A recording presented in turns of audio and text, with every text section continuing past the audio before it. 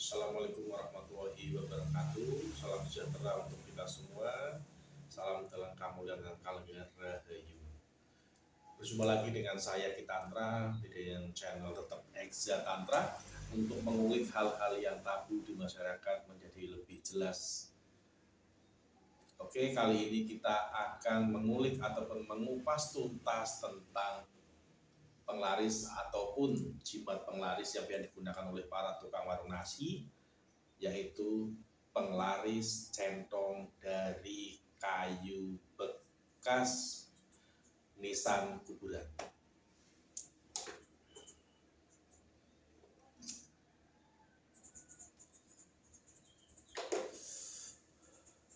Banyak halayak ataupun masyarakat menceritakan untuk beberapa penglaris seperti kita bahas kemarin, sudah ada yang namanya penglaris untuk penglaris dagang, penglaris warung-warung, atau penglaris apa itu banyak sekali macamnya, banyak ritualnya, banyak sekali bendanya, dan juga banyak sekali macam-macamnya. Ya, khusus hari ini akan saya kupas tuntas tentang misteri penglaris dari centong kayu nisan.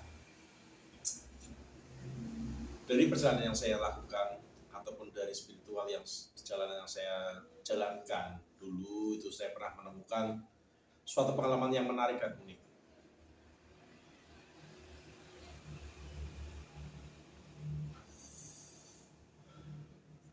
Saat saya sedang bersemedi ataupun sedang olah batin, bermeditasi di tempat yang ya halayaknya sunyi lah. Di situ juga aku ketemu dengan seseorang. Ternyata dia juga sedang melakukan sebuah ritual. Dia juga sedang mengharapkan sesuatu dari olah batinnya. Di situ sempat kami berbincang sebelum kami melakukan ritual masing-masing. Di situ dia menceritakan, narasumber ini bernama Pak Eko, sebut saja. Dia pengusaha salah satu, ya boleh disebut rumah makan lah ataupun warung. Pak Eko ini menceritakan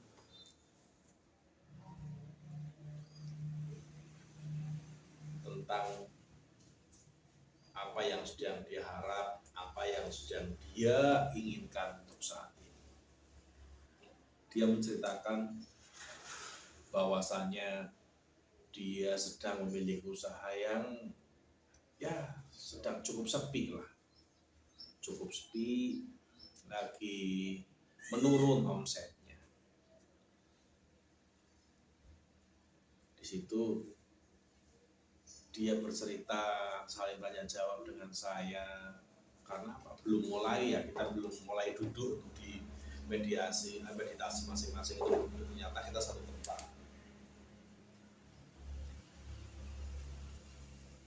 Pak Eko menceritakan pengalaman hidupnya yang pahit, berawal dari dia punya rumah makan yang besar, dan sekarang mulai sepi. Dia mulai usaha dari kecil sampai besar yang akhirnya juga sepi gitu. Pak Eko ini ya dari salah satu daerah yang cukup ternama.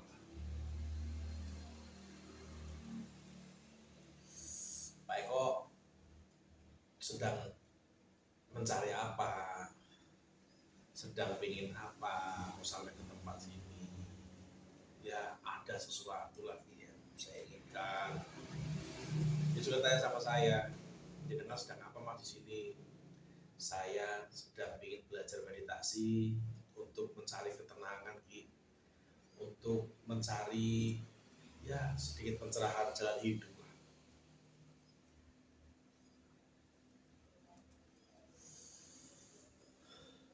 Pak Eko mengutarakan niatnya, dia mengutarakan maksudnya pada saat sebelum meditasi masing-masing dengan saya. Dia mengatakan kalau saya butuh sesuatu hal yang bisa digunakan untuk penglaris. Saya jawab, penglaris kan bisa dengan doa. Kenapa harus harus ada barang sesuatu Mas Eko. Mas Eko di situ menjawab, iya Mas, saya dapat saran atau dapat petunjuk dari seseorang untuk melakukan ritual ini dan ini. Ritual apa Mas Eko? Mas Eko menjawab, saya harus mengambil kayu nisan seseorang Mas. Duh, buat apa Mas? Buat dibikin centong Mas, atau tempat mengambil nasi. Oh, apakah itu ada khasiatnya Mas Eko?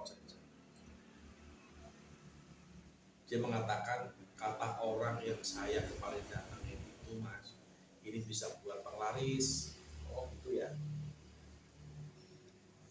Saya di situ menerangkan dengan Mas Eko, pada hakikatnya bukannya kalau jualan itu yang penting kita minta doa sama orang tua, minta doa sama istri, memperbaiki kualitas makanan kita, memperbaiki tempat kita itu lebih bagus Mas Eko. Itu jalan itu tidak tempuh Mas, semuanya nggak ada hasil. Oh gitu.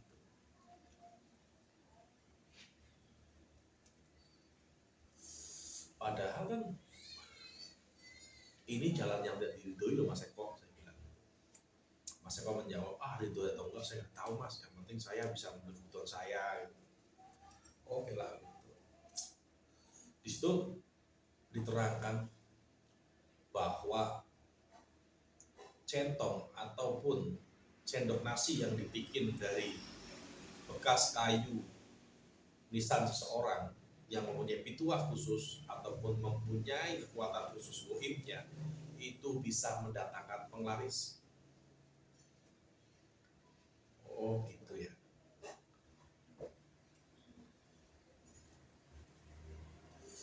Nah setelah situ sudah Mas, kita ambil tempat masing-masing, meditasi masing-masing Mas. Saya juga punya hajat sendiri, Mas Eko juga sendiri. Karena sampai situ kita akhirnya melakukan keperluan kita masing-masing.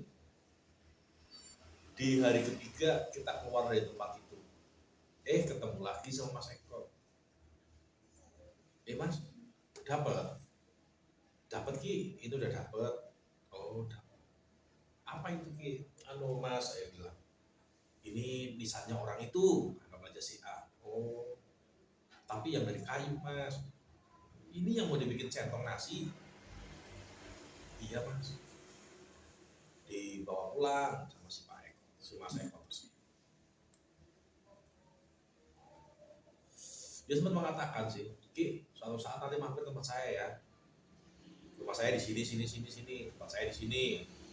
Oke, nanti suatu saat saya mampir. Lama sekali berselang, pada saat saya berkunjung lagi ke kota itu, saya sempatkan mampir ke rumah si Mas Eko. Ke rumah Mas Eko, ketemu sama istrinya, Mbak, Mas Ekonya ada nggak? Oh nggak ada Mas. Mas siapa? Saya ketemu Mas Eko. Nah ketemu katanya suruh main. Oh iya Mas Ekonya di warung. Saya ke warung itu ternyata rame banget, luar biasa. Tapi ya juga bisa dirasakan energi negatifnya sungguh luar biasa di situ.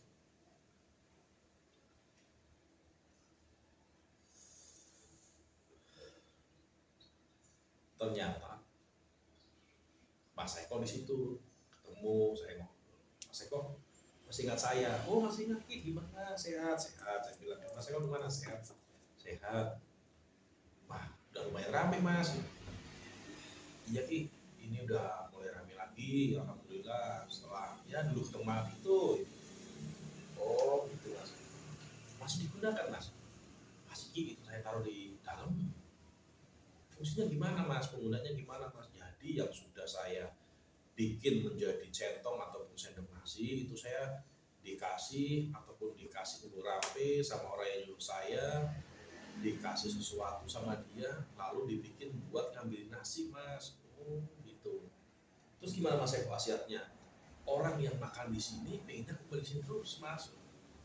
Oh jadi ada rasanya Mas, beda Ki, benar.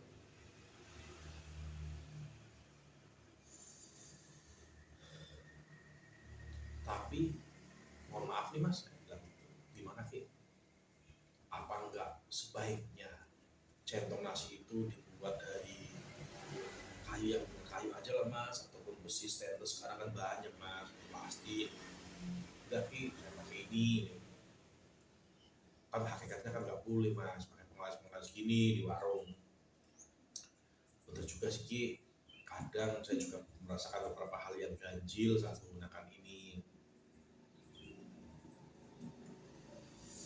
Saya juga mengatakan sama saya, mas kembalikan saja mas, orang itu kan jalan nggak bener mas, kita pakai pengalas-pengalas gitu, kalau lebih baik kita doa aja mas.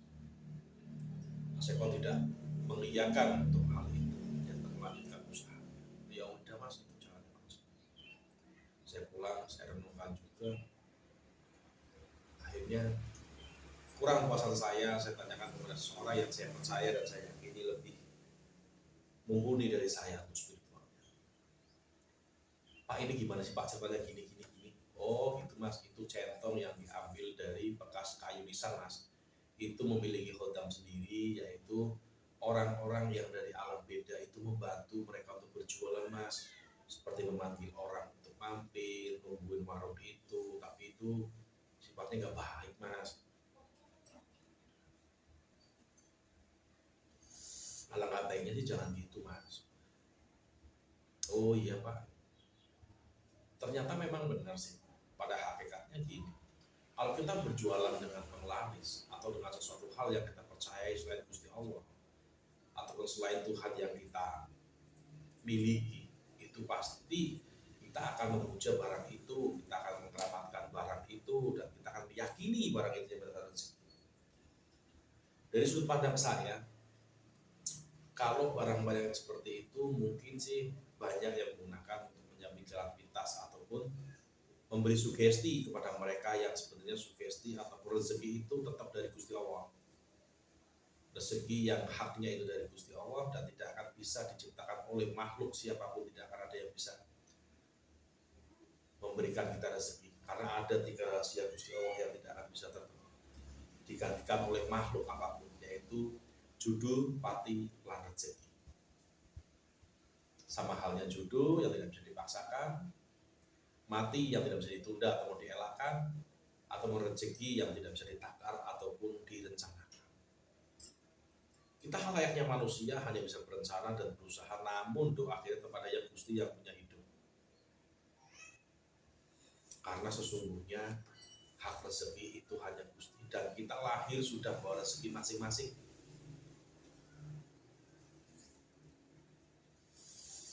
Lebih baik sih kita menggunakan metode doa, metode lelah rupiah batin kita, seperti ada puasa, ada bilik-bilik tertentu, ataupun doa-doa yang dipanjatkan tertentu untuk memperbesar keran rezeki, insya Allah itu akan lebih bagus.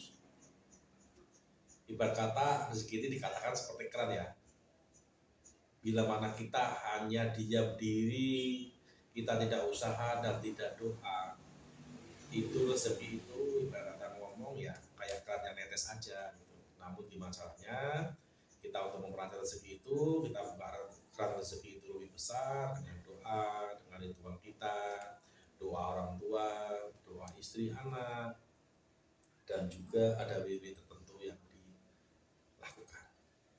Tentang pengupasan centong tadi, itu tidak lepas dari alam goib. Metafisiknya itu ada, energi negatifnya itu ada yang memanggil para pelanggan-pelanggan untuk datang kembali. Dan salah satu yang harus perlu diingat, sesuatu hal yang berhubungan dengan goib itu nggak ada yang gratis. Pasti ada imbal baliknya, pasti ada sisi negatifnya. Untuk pendengar budiman semuanya, saya harapkan tetap menggunakan jalur yang diridhoi sama Gustinya masing-masing, sama Tuhan yang Maha Esa, sama Gusti Allah atau Gusti yang Kang Maha. Merko niku bakal ijabahi lan bakal gampang nurut rezeki. Jangan sekali-kali menggunakan hal-hal penglaris seperti itu, karena pada hakikatnya itu tidak diperbolehkan dari jalur agama apapun. Mungkin cukup sekian dari saya Ki Tantra. mengupas tuntas rezeki yang masih, mengupas tuntas cerita yang masih tabu di masyarakat. Itu hanya sedikit clue ataupun sedikit pencerahan dari saya bahwasanya rezeki itu hanya dari Gusti Allah atau dari Tuhan Yang Maha Esa, bukan dari sesuatu barang yang Anda puja ataupun sesuatu ageman atau sesuatu jimat yang Anda pakai untuk menambah rezeki Anda, karena rezeki itu hanya Tuhan yang bisa menciptakan. Cukup sekian, jangan lupa like and subscribe di channel saya Heksa Tantra. Assalamualaikum warahmatullahi wabarakatuh. Salam sejahtera buat kita semua. Rahayu.